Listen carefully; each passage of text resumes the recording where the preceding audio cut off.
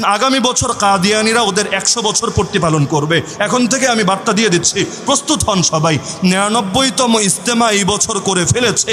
আমরা কপাল পোড়া জাতি ঠেকাতে পারি নাই। আল্লাহর গজব যে এখন আসে না এই দেশের উপর, আল্লাহর বিরাট বড় রহম আর করম রে ভাই। কিন্তু 99টা করেছে, যেটা হওয়ার তো হয়ে গিয়েছে। ওরা সেঞ্চুরি করবে, শতবর্ষ পালন করবে। আমরা জিন্দা থাকতে বাংলার মাটিতে কিছুতেই সেটা হতে দেব না। এই জমিনে খাতমে নবুয়তের শানে প্রকাশ্যে গোস্তাখি হবে, আর আমরা মাঠে ময়দানে জিন্দা বিচরণ করব। এটা হবে না। হয়তো এই জমিন থেকে আমাদের লাশ উঠবে, না হলে এই খাতমে নবুয়তের শানে যারা গোস্তাখি করে ওদের ইস্তেমা বন্ধ হবেই হবে। কি হবে ওদের বিরুদ্ধে আন্দোলন করলে? এই যে আমাদের অলিপুরি হুজুর আগে লাগাতার সফর করতেন পৃথিবীর বিভিন্ন দেশে, আমেরিকায়, কানাডায়, লন্ডনে। এই বছর তার লন্ডনের ভিসা বাতিল, লন্ডনে ভিসা দিবে না। কিসের জন্য? কাদিয়ানের বিপক্ষে অবস্থান নিয়েছেন। কেন? এটার পানিশমেন্ট হিসাবে। আরে গেলাম না তোর লন্ডনে, তো কি হয়েছে? যে লন্ডনে যাওয়ার জন্য খাতমে নবুয়তের ক্ষেত্রে কাদিয়ানির পক্ষে অবস্থান নিতে হবে, লাগবে না ওই লন্ডন যাওয়া। আমাদের জন্য জান্নাতুল ফেরদাউস নসিবে জুটলেই চলবে। লন্ডন উত্তম না জান্নাত উত্তম? আল্লাহর জন্য যদি দুনিয়াতে কোরবানি দেই, আল্লাহকে এটা পুষিয়ে দিবে না জান্নাতে? অবশ্যই দিবে।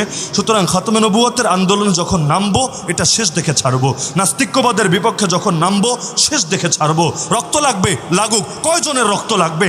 রক্ত দেওয়ার জন্য তৈরি আছি। কিন্তু এলোমেলো আন্দোলন করলে কিচ্ছু হবে না, খালি রক্তেই যাবে, কোনো সুফল পাবেন না। যেটাতে নামবো, কাফনের কাপড় গায়ে দিয়ে নামবো। পাকিস্তানে কিভাবে কাদিয়ানিদেরকে কাফের ঘোষণা করা হয়েছিল ইতিহাস পড়ে দেখেন।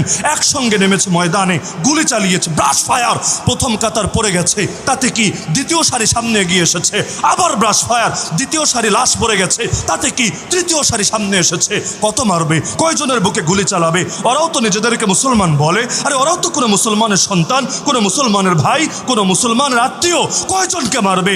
এক পর্যায়ে হার স্বীকার করতে বাধ্য হয়েছে।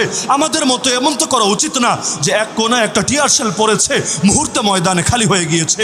আরে পীর সাহেব হুজুর এই বয়সে এসে যদি নিজের কপালে গুলি ছয়ে নিতে পারে, আরে আমি কি রে ভাই, আর তুমি কি? আমরাও পারবো আমাদের বুকটাকে জালেমদের বৃষ্টির মতো আসা গুলির সামনে পেতে দিতে। কি মরতে পারবেন না? মরতে রাজি আছেন না? আল্লাহর কসম, যেদিন মরণ লেখা তার এক মুহূর্তে আগে মালাকুল মাউত এসে জান কবজ করতে পারবে না। শিয়াল কুত্তার মতো বাঁচলেও ঠিক ওই কয়দিনে বাঁচবেন, সিংহের মতো বাঁচলে যেই কয়দিন বাঁচবেন। হায়াত নির্ধারিত, মৌত নির্ধারিত। জন্মেছি পরে, কি কি বিপদ আসতে পারে আর কোন মাটিতে দাফন হবে লেখা হয়েছে বহু আগে। কপালে যদি জেলের ভাত লেখা থাকে, যদি ভাবেন হকের কথা বলবো না, মনে হয় জেলে যাওয়া লাগবে না। কে বলেছে? তখন নিকৃষ্ট মামলায় ধরে ধরে কারাগারে পাঠিয়ে দেবে। কপালে যা লেখা তা হবেই হবে। তো সব যখন চূড়ান্ত, দালালি আর গোলামের জীবন এখতিয়ারের কোনো দরকার আছে? তো নাস্তিক্যবাদ নিয়ে নামবো, শেষ দেখে ছাড়বো। হিন্দুত্ববাদ নিয়ে নামবো, শেষ দেখে ছাড়বো। আরে ভয় কিসের? আন্দোলন হচ্ছে, আন্দোলন ভালো কথা। আজকেও হয়েছে ঢাকার বুকে।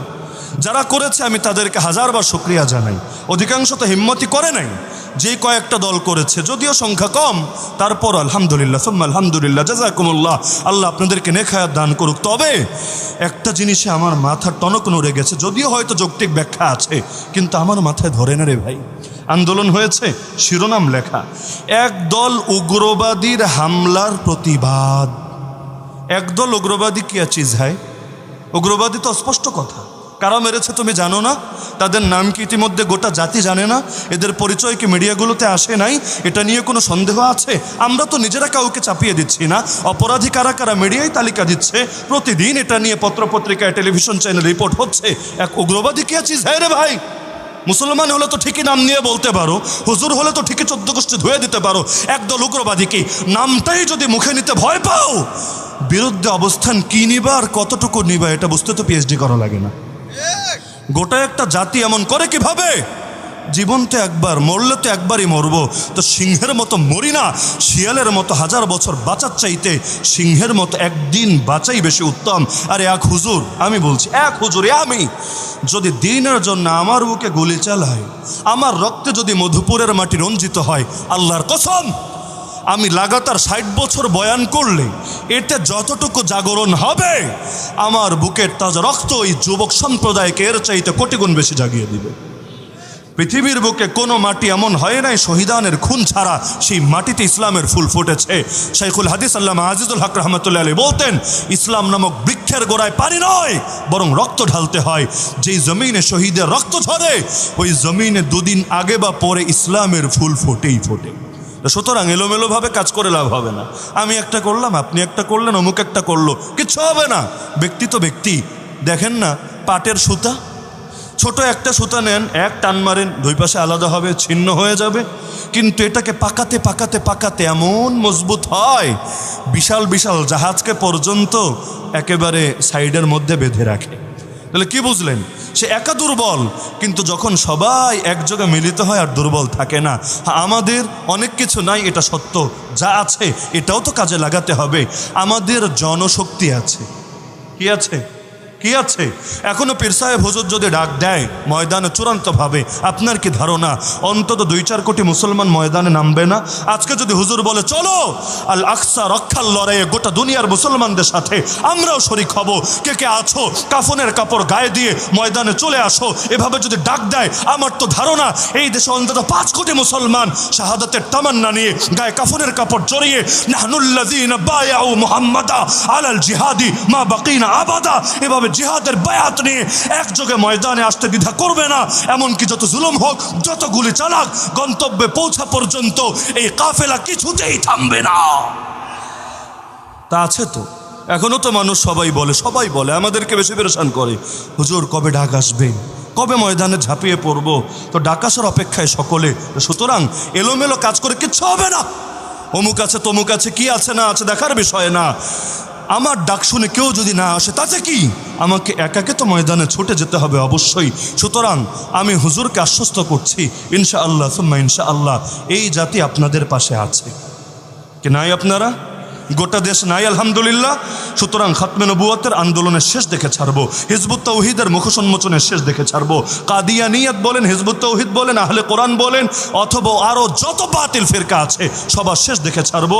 এমনকি কুফরি আগ্রাসন, শিরকি আগ্রাসন, নাস্তিক্যবাদী আগ্রাসন সব কিছুকে ঝেঁটিয়ে এই জমিন থেকে বিদায় করব। নব্য গৌর গোবিন্দরা মাথাচাড়া দিয়েছে, তাতে কি শাহজালালের উত্তরসূরিরা আজও জিন্দা আছে। যতদিন এই দেহে প্রাণ আছে, রক্তে স্পন্দন আছে, ততদিন এই বাতিল শক্তির বিরুদ্ধে লড়াই চলবেই চলবে, চলবেই চলবে, চলবেই চলবে। হয়তো শাহাদাতের সুধা নসিবে জুটবে, অথবা বিজয় নিয়ে তবেই ঘরে ফেরা হবে। ইম্মা শরিয়া ওয়া ইম্মা শাহাদা, এর আগ পর্যন্ত কিছুতেই থামবো না। এই লড়াইয়ের শেষ দেখে ছাড়বই ইনশাআল্লাহ।